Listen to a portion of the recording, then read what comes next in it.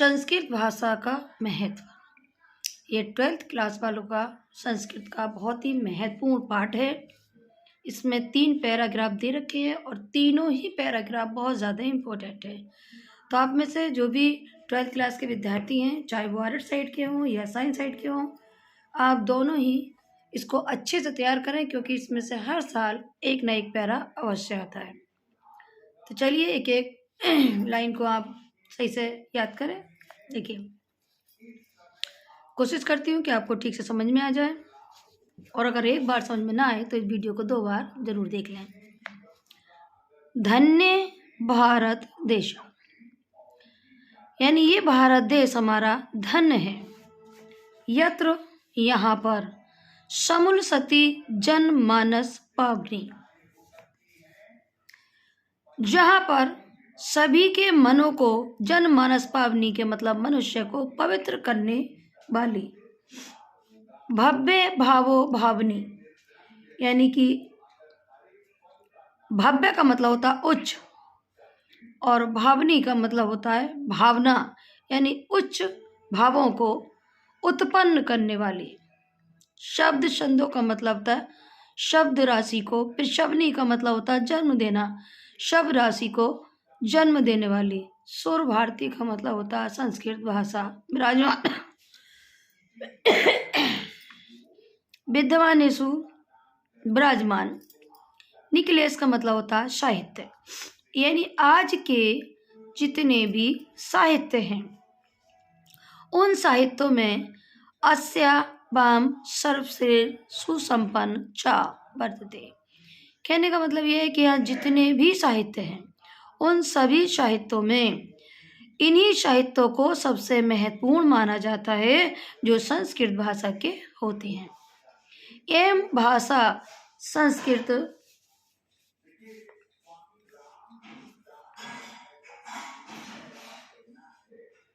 एवं भाषा संस्कृत नाम लोके प्रथिता अस्ति। यही भाषा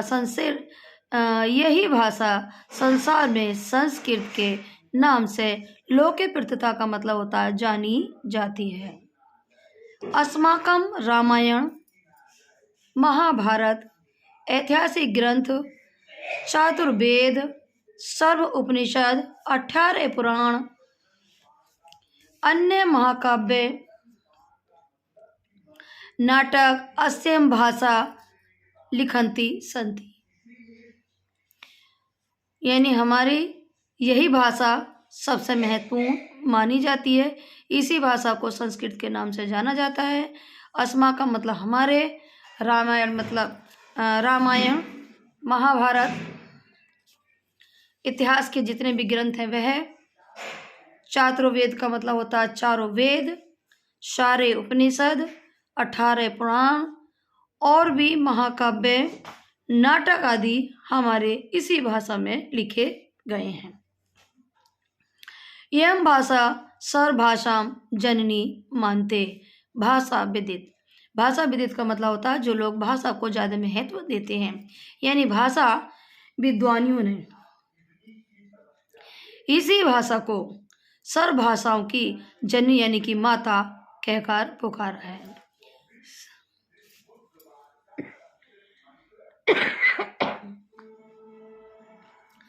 संस्कृत का गौरव, बहुविद्याना व्यापकता, न कस्यम दुर्सभ्य, यानी संस्कृत की महानता,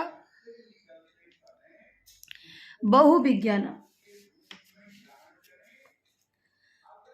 इसका गौरव, बहुविज्ञाना का मतलब होता है उसमें बहुत सारे ज्ञान का होना, इसकी व्यापकता, न कश्यप दुष्टव्य, कश्यप का मतलब कहीं से भी, दृष्ट विषय का मतलब होता है दृष्टि से हीन होना। तो यहाँ कहा गया है कि संस्कृत का गौरव और इसमें विभिन्न प्रकार के ज्ञान का होना और इसकी व्यापकता कहीं से भी छुपी नहीं है। संस्कृत से गौरव दृष्टि मान्य समयुक्ता प्रवीणा दंडिना, संस्कृत भाषा को, इसके गौरव को दृष्टि में रखते हुए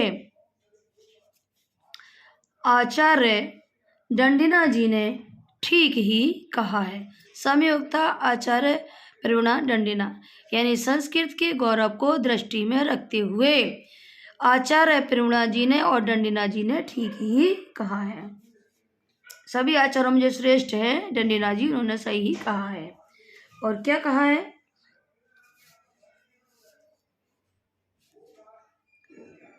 संस्कृत नाम देवी व्याख्या महर्षि, यानी महर्षियों ने कहा है जो संस्कृत नाम की भाषा है उसे हम देववाणी के नाम से जानते हैं। यानी संस्कृत को महर्षियों ने देवताओं की भाषा कहा है।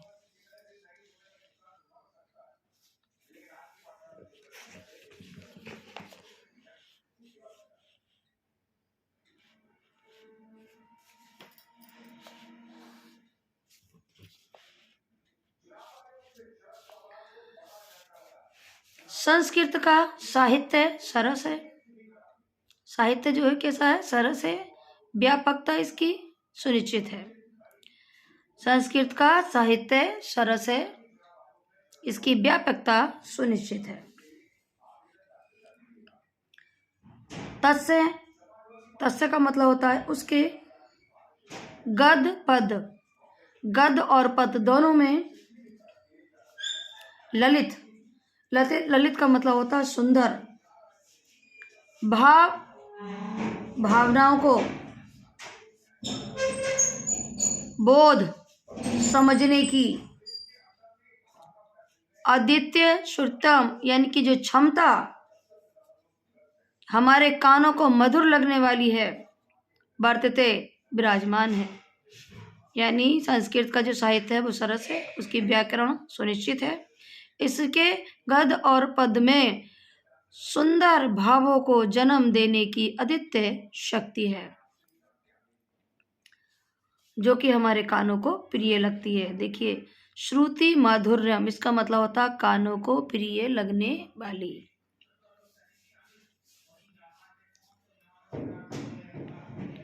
की बहुना, और क्या कहें। चरित्र निर्माणा, हमारे चरित्र को निर्माण करने की। त्रयोदशी सत्प्रेरणा, जितनी अच्छी प्रेरणा संस्कृत भाषा ददाती, संस्कृत की भाषा देती है। न त्रसिति किदति, और कोई सा साहित्य नहीं देता। मूलभूताना, मानवीय गुणाना,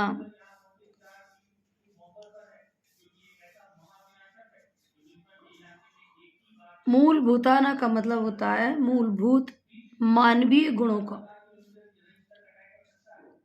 त्रसी विवेचन, त्रदशी का मतलब होता है जैसा विवेचन। संस्कृत साहित्य वर्तते, संस्कृत के साहित्य में है। नात्र दर्शी, ऐसा कहीं भी नहीं है। दया दान शौचम, दया यानी कि दान करना, दया दिखाना। शौचम का मतलब होता है साफ सुथरे रहना। औदार्य यानी कि उदारता दिखाना। अनसूया, किसी के प्रति नफरत ना करना, क्षमा करना, और भी अनेक अच्छे गुण अस्य साहित्यम विराजमान है। अनुशीलता का गुण भी इसी में आता है। और ये सब गुण अनुशीलता से ही उत्पन्न होते हैं। इसके साहित्यों के अनुशीलन, यानी इसके साहित्य का अगर हम अनुशीलता करें यानी कि पढ़ें और इसका निराकरण करें, तभी हमें इसमें अच्छे गुण प्राप्त हो पाएंगे। सज्जनता का मतलब होता है अच्छे विचार।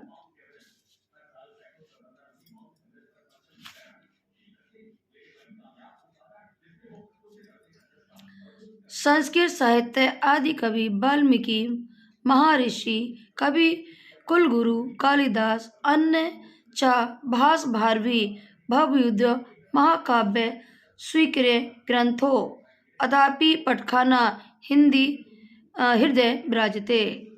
यानी संस्कृत साहित्य के आदि कवि वाल्मीकि जी, महर्षि व्यास जी, कवि कुलगुरु कालिदास जी और भी अन्य भाषाभार भी हैं जो कि अपने महान काव्य को लिखने के कारण, ग्रंथों को निर्माणित करने के कारण अथापि यानी आज भी पाठकों के हृदय में विराजते हैं। पठकाना मतलब पुस्तकों को पढ़ने वाले, उनके हृदय में विराजते हैं। यही भाषा अस्माभि मार्तम मान्य वंदनीय। ये भाषा हमारी मातृभाषा यानी माता के समान सम्मानीय है और वंदनीय है। यह तो भारत मात स्वतम गौरव अखंडते।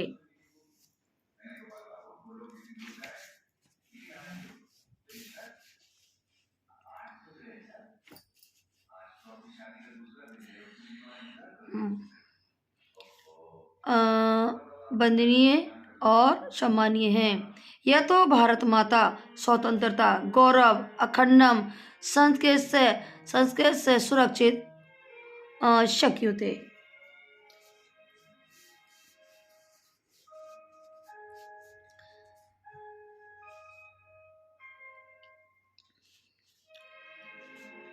गौरव यानी कि भारत माता की स्वतंत्रता, उसका गौरव, इसकी अखंडता, संस्कृत से इसने सुरक्षित संस्कृति।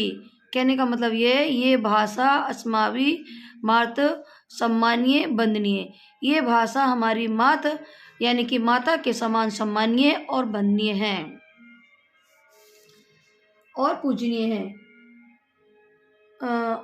क्योंकि भारत माता स्वतंत्रम गौरव, भारत माता की स्वतंत्रता और अखंडता, भारत माता की स्वतंत्रता गौरव और अखंडता सांस्कृतिक एकता के द्वारा ही सुरक्षित रह सकती है।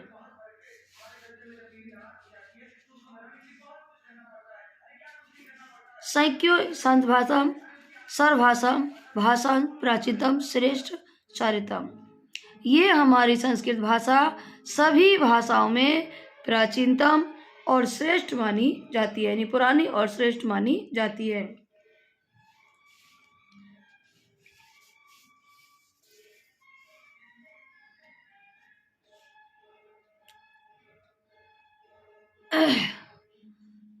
भाषा मुख्य मधुरा दिव्य गिरवाण भारती। तभी कहा जाता है कि ये भाषा हमारी सभी भाषाओं में मधुर दिव्य और महान मानी जाती है, यानी सबसे सुंदर, यानी भाषाओं में सबसे बड़ी मधुर, मुख्य, मधुर और दिव्य मानी जाती है। कौन सी भाषा? संस्कृत भाषा। एक एक लाइन को मैंने समझाने की कोशिश तो की है, लेकिन अगर आप चाहें तो एक बार और इसको पढ़ लें ताकि आपको ठीक से समझ में आ जाए, और अगर अच्छी लगे तो और बच्चों को भी आप बता